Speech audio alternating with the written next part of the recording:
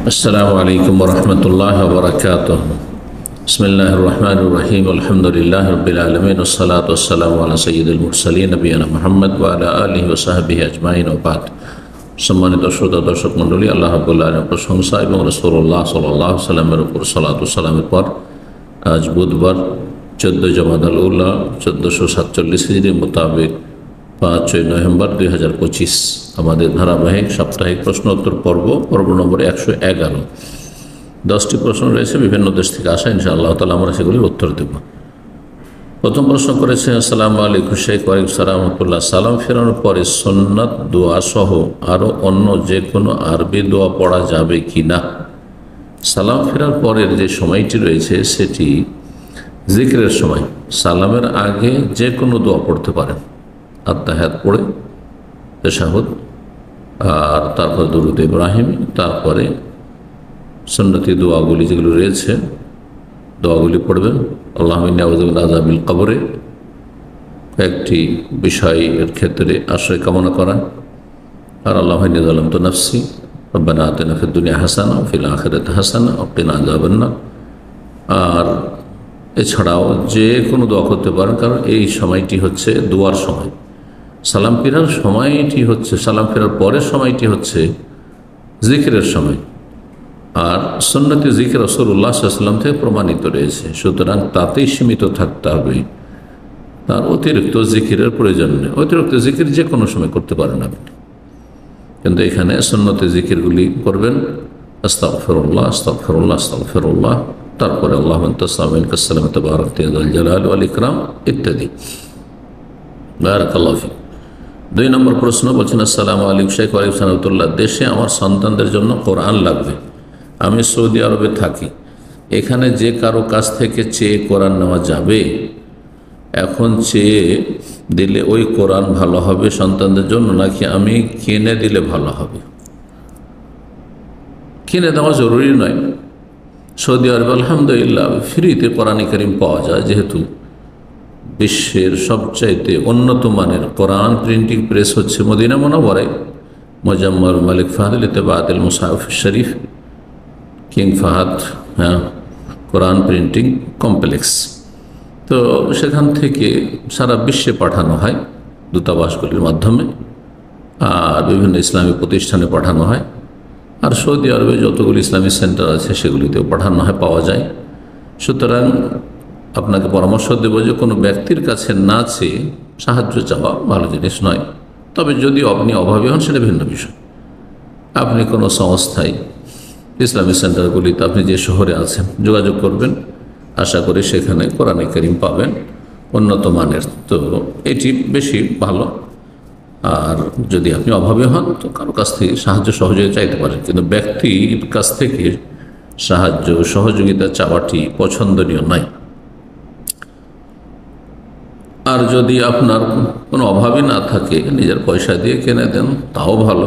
জি, বারাকাল্লাহু ফিক। জরুরি নয় যে নিজের পয়সা দিয়ে কোরআন কারীম কিনতে হবে। 3 নম্বর প্রশ্ন বলছেন, আসসালামু আলাইকুম শেখ। ওয়ালাইকুম সালাম রাহমাতুল্লাহ। সকালে দোহার সালাত সর্বনিম্ন কত এবং সর্বোচ্চ কত রাকাত পর্যন্ত পড়া যায়, এবং এটার ফজিলত সম্পর্কে বলবেন।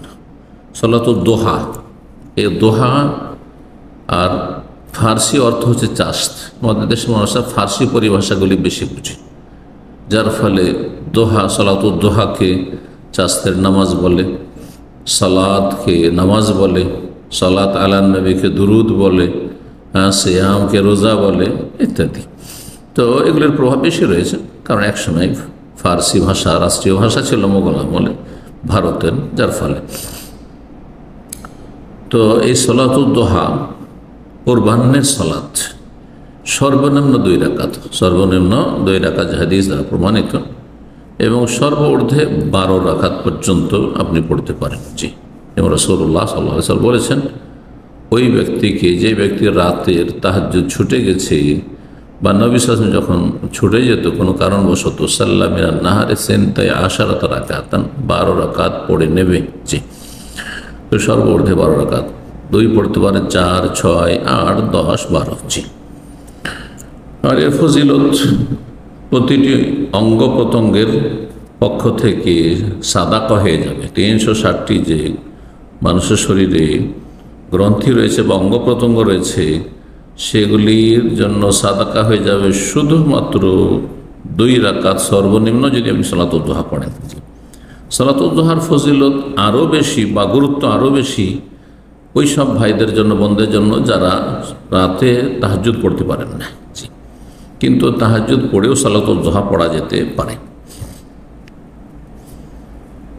4 নম্বর প্রশ্ন বলছেন, আসসালামু আলাইকুম শাইখ। ওয়ালাইকুম সালাম রাহমাতুল্লাহ।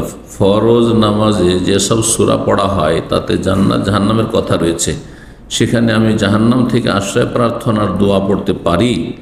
যেখানে জান্নাতের কথা আছে সেখানে কি জান্নাত চাওয়ার দোয়া পড়তে পারি? পড়বেন, নবী সাল্লাল্লাহু আলাইহি ওয়াসাল্লাম পড়েছেন, কিন্তু আস্তে পড়বেন।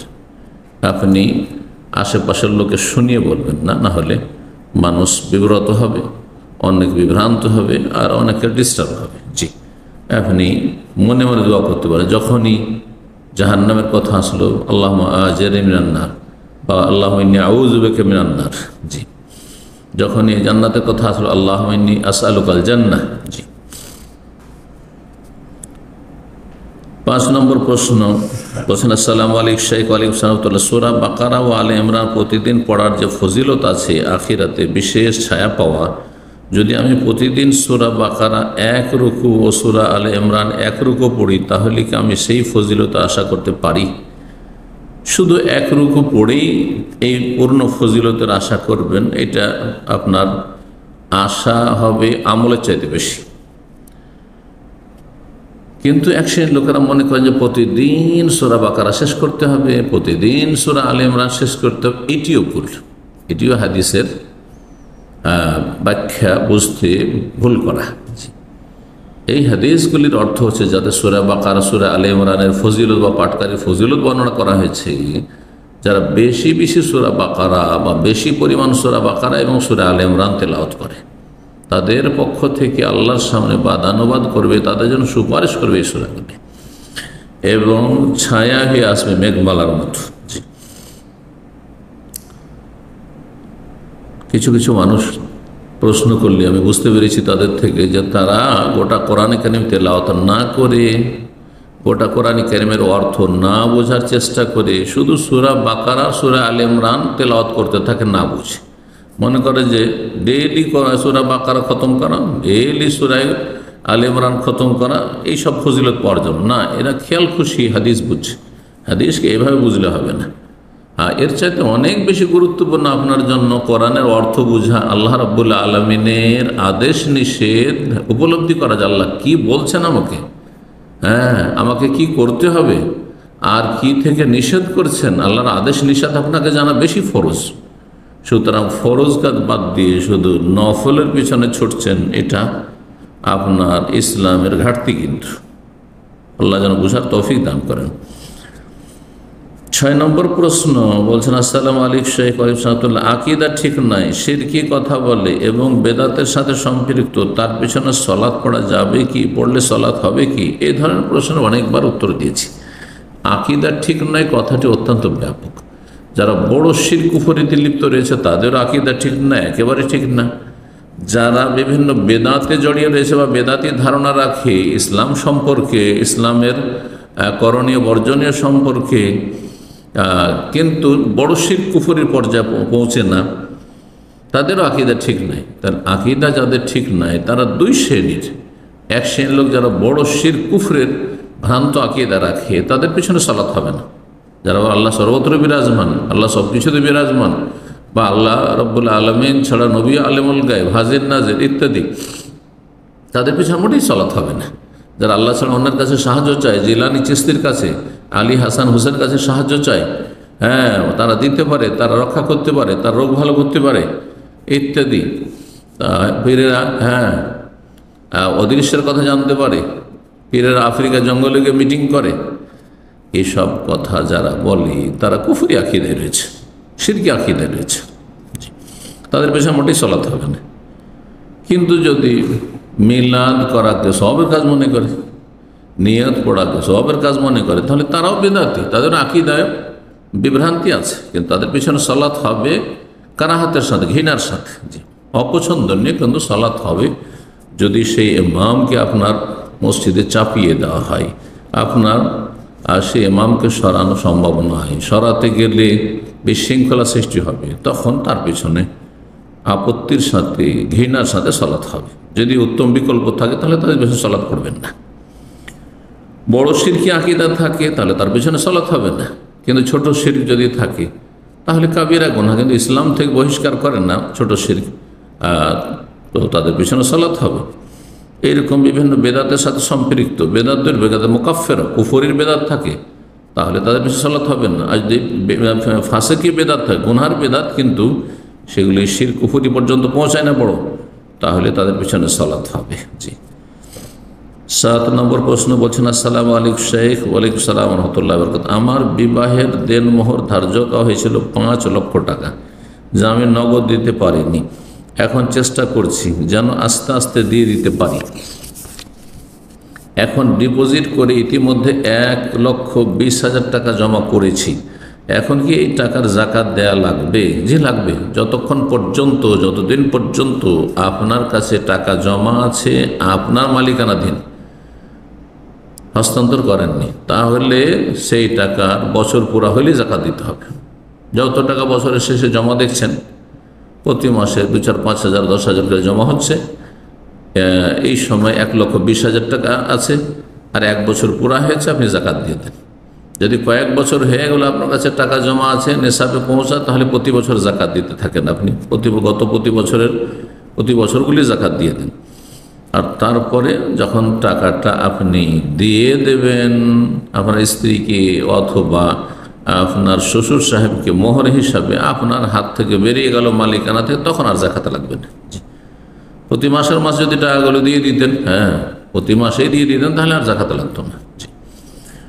8 নম্বর প্রশ্ন বলছেন, আসসালামু আলাইকুম শেখ। ওয়ালাইকুম সালাম ওয়া রাহমাতুল্লাহ। বাবা মা সন্তানকে ডাক্তার বা ইঞ্জিনিয়ার বানাতে চাচ্ছে, কিন্তু ছেলে কৃষি কাজ বা অন্য ব্যবসা করতে চায়, কেন? বাবা মা ডাক্তার বানাতে চাইছে, ইঞ্জিনিয়ার বানাতে চাইছে, তো শিক্ষিত বানাতে চাইছে, তার সাথে যদি আপনি তৌহিদবাদী হয়ে যান, সহি আকীদার অনুসারী হয়ে যান, সহি মানহাজের অনুসারী হয়ে যান, 5 ওয়াক্ত সালাত আদায়কারী হয়ে যান, তাহলে তো দুনিয়ারও কল্যাণ পেলেন আর আখিরাত কল্যাণ পেলেন, ভালো তো।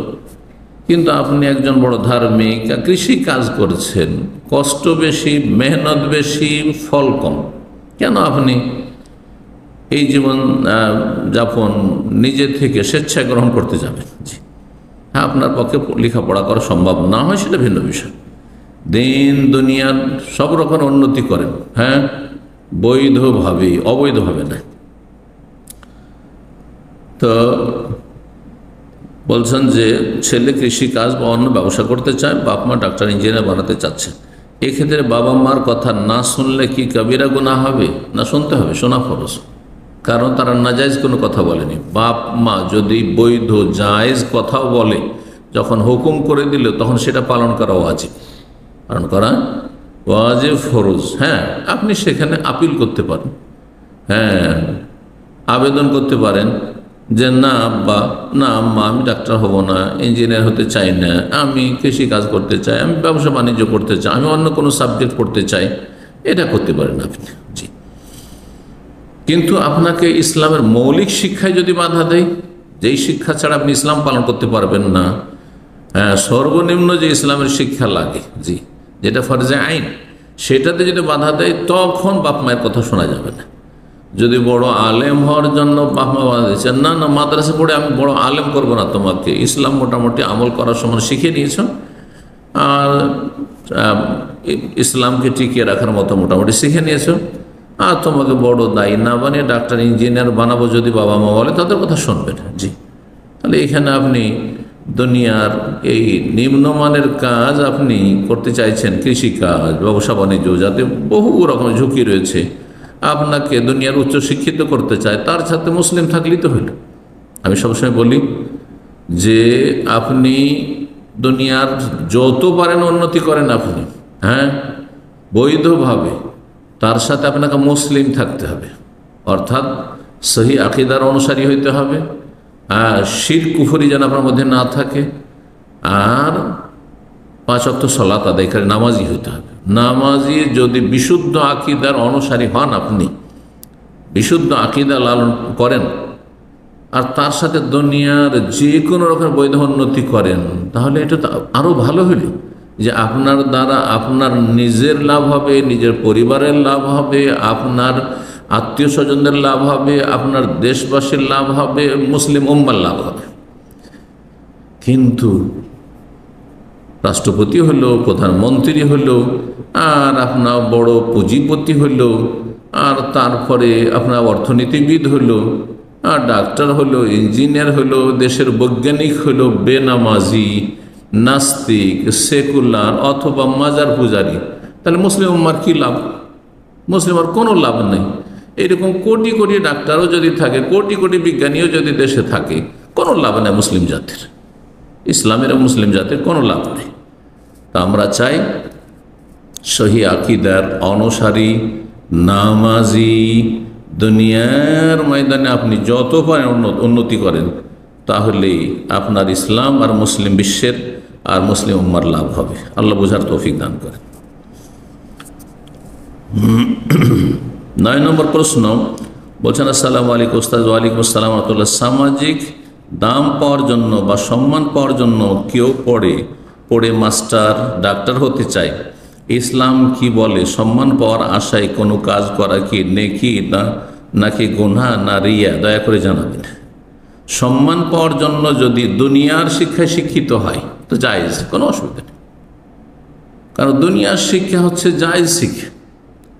দুনিয়ার শিক্ষা কোনো সওয়াবের শিক্ষা নয়, ইবাদতের শিক্ষা নয়।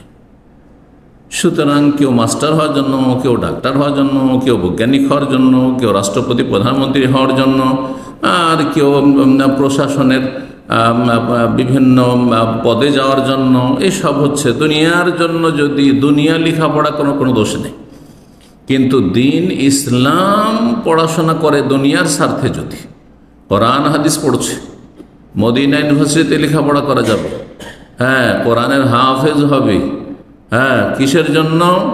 ভালো ভাইরাল বক্তা হব, আর বড় সম্মান পাব, আর মানুষের জনপ্রিয়তা লাভ করব, আর আমি অনেক পয়সা হাসিল করতে পারবো, হ্যাঁ, সারা দুনিয়া আমি খ্যাতি লাভ করব।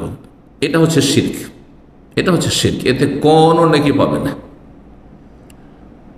দিনের মাধ্যমে কেউ যদি দুনিয়া হাসিলের নিয়ত রাখে, তাহলে সেই ব্যক্তি সবচেয়ে বেশি ক্ষতিগ্রস্ত, আমল করে ক্ষতিগ্রস্ত। এই জন্য দিন শিখবেন আল্লাহ সন্তুষ্টের জন্য।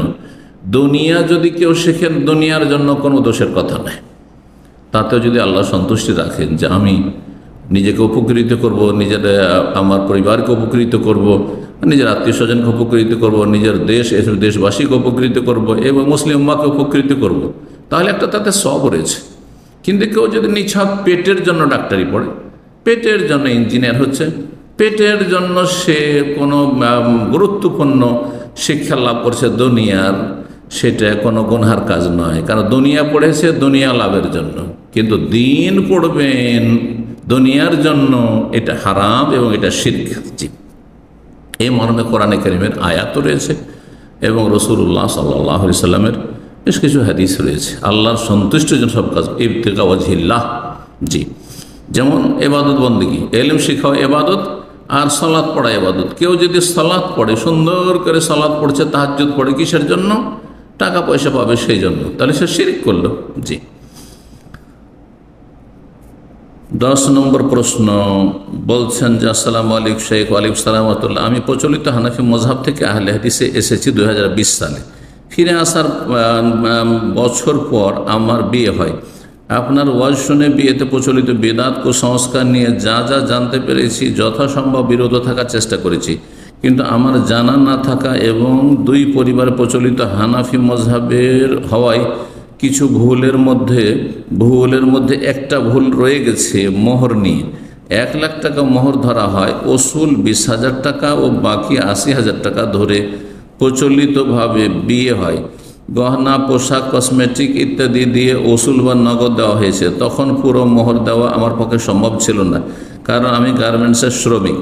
কিন্তু এখন আমি অল্প অল্প করে জমিয়ে তা পরিশোধ করতে চাচ্ছি। এখন আমার প্রশ্ন হলো, বাকি ৮০,০০০ টাকা কি তার বাবার হাতে দিতে হবে নাকি আমার স্ত্রীর হাতে দিলেই হবে? আপনার স্ত্রী মূলত মোহরের মালিক, কিন্তু আপনার স্ত্রীর হাতে দিলেও যেহেতু বিয়ের সময় বাবা অভিভাবক ছিলেন, ওলি ছিলেন, সুতরাং মেয়ের বাবাকে জানিয়ে দিতে হবে, আপনার শ্বশুর সাহেবকে জানিয়ে দিতে হবে যে আমি মহারানা দিয়ে দিলাম। আপনি আপনার স্ত্রীকে দেন টাকাটি, আর আপনার শ্বশুর সাহেবের সামনে বা শ্বশুরের যারা পরিবার রয়েছে, পরিবার সদস্য রয়েছে তাদের সামনে, শাশুড়ির সামনে, শ্বশুরের সামনে, যে এই যে ৮০,০০০ টাকা বা এত টাকা বাকি ছিল, আমি আপনার মেয়েকে মোহর পুরোটা পরিশোধ করে দিলাম। এখানেই আজকের প্রশ্নোত্তর পর্ব শেষ করছি। আল্লাহ রাব্বুল আলামিনের কাছে দোয়া করি আল্লাহ আমাদেরকে উপকারী জ্ঞান দান করেন, ভালো আমলের তৌফিক দান করেন এবং আল্লাহর দ্বীনের দিকে মানব জাতিকে আহ্বান করার তৌফিক দান করেন, কল্যাণের কাজের দিয়ে মানুষকে ডাকার তৌফিক দান করেন, সমস্ত অনিষ্ট থেকে নিজেদেরকে বেঁচে থাকার তৌফিক দান করেন, অন্যদেরকে রক্ষা করার আল্লাহ তৌফিক দান করেন, আল্লাহর সন্তুষ্টি লাভে তৌফিক দান করেন, জান্নাতুল ফিরদাউস দান করেন, জাহান্নামের আযাব থেকে রক্ষা করেন। যারা আমাদের আলোচনা শুনে উপকৃত হচ্ছেন, আল্লাহ রাব্বুল আলামিন তাদেরকে উত্তম প্রতিদান দান করেন, দিন দুনিয়ার সার্বিক কল্যাণ দান করেন। সুবহানা রাব্বিকা রাব্বিল ইজ্জাতি আম্মা ইয়াসিফুন ওয়া সালামুন আলাল মুরসালিন ওয়াল হামদুলিল্লাহি রাব্বিল আলামিন।